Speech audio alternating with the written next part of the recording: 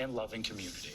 We're continuing our Pride coverage by taking a closer look at surrogacy within the LGBTQ community. Yeah, recent polling shows that 45 to 53% of LGBTQ plus people are planning to become parents for the first time, compared with about 55% of people who do not identify as part of that community.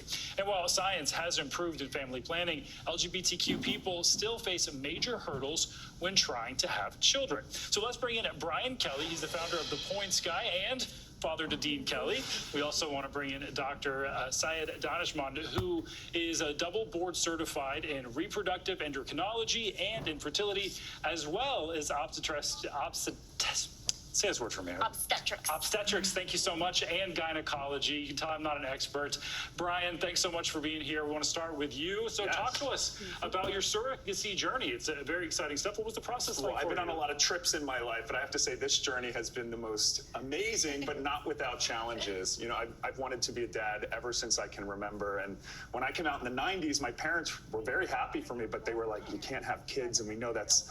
So it's been amazing to see out celebrities, Andy Cohen, Anderson Cooper, be single gay dads. So in 2020, when I was grounded and I couldn't travel, I said, you know what, this is a moment for me to actually start the journey.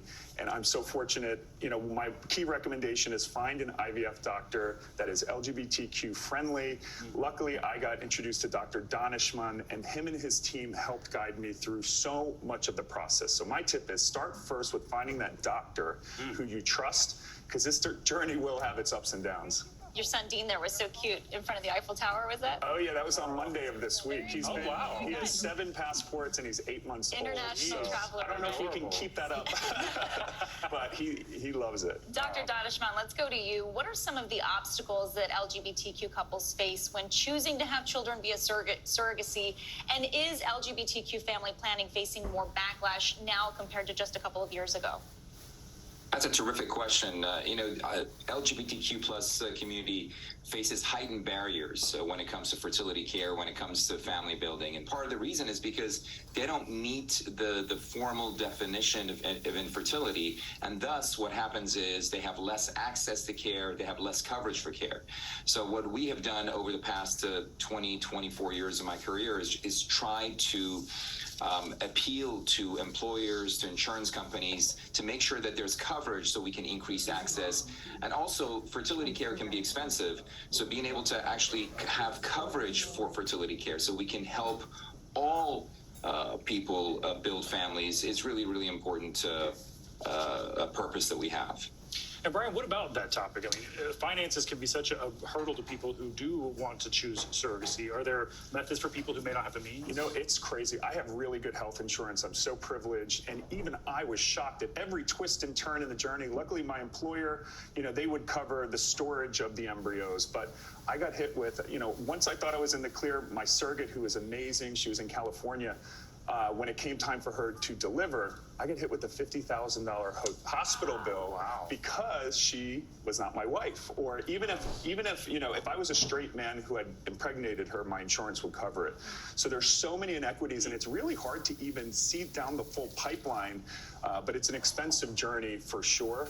There is an organization, Family Equality, which helps LGBTQ plus families you know, get the resources that they need and education. So I highly recommend them. But, you know, whether it's getting an egg donor, and I will just say there is still discrimination in the process. I was going through egg donors, and there were some that would say, we're not going to do it for LGBTQ plus people. So I just want to warn others out there. It exists. It kind of shocked me. I understand it exists, and it's, you know, every woman's right to choose, I guess, who gets their egg. You know, I can see that. But, it's still a tough journey. So be ready, do your research, and if possible, you know, connect with people who have been through the process. And Doctor, what do you hear from patients during this process? Why is this so important for the LGBTQ community? You know, it's family building, and there's such a great desire and such a great value placed on having children, loving them. It's really a journey of love. And so what we try to do is help increase access, help with coverage. As Brian said, people like Brian are really inspirational figures, because what they do is they go out and they speak about their journey. They speak about some of the struggles during the journey, as Brian just mentioned to you. There's discrimination in sort of all aspects of this particular journey. But there are organizations, like Brian said, like Family Equality, like another organization that we have supported for many, many years, or Men Having Babies, where they increase access, decrease costs associated with family building. So I think we just all have to work harder and really inspired by people like Brian, who come out and talk about their journey. And of course, Dean, who's is a world traveler now, and having Dean and Brian really out there sort of beating the drum on this particular subject, it's really, really important to inspire others. Yeah, it certainly is. Dean, adorable there with that beret. Brian and Dr. Syed Daneshmand, thanks both of you so much. And Valerie, thanks for helping me pronounce obstetrics. No problem. Thank you.